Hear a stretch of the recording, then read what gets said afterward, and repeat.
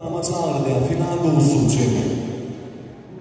Şanadarov Shahruz Akkeyinde Kerkuant'ta Türkmen Devlet Kuruluşu ve Binagerlik İnstitutu'nun Bahtiyar talebi Gökbeyinde çıkışık şektörü Askarcanov Azamat Türkmen Devlet Bilimsel ve Sport İnstitutu'nun Bahtiyar talebi.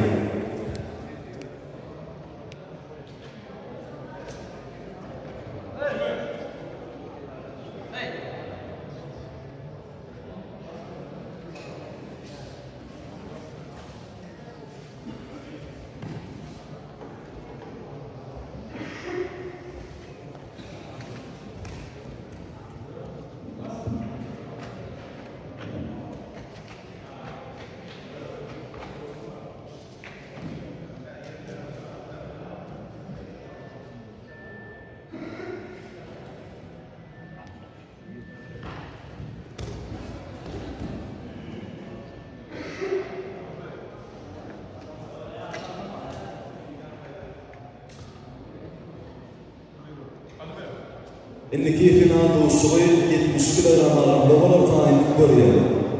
Akkeyinde beraber Toylu Gökbeyinde Koçanov Cemşit.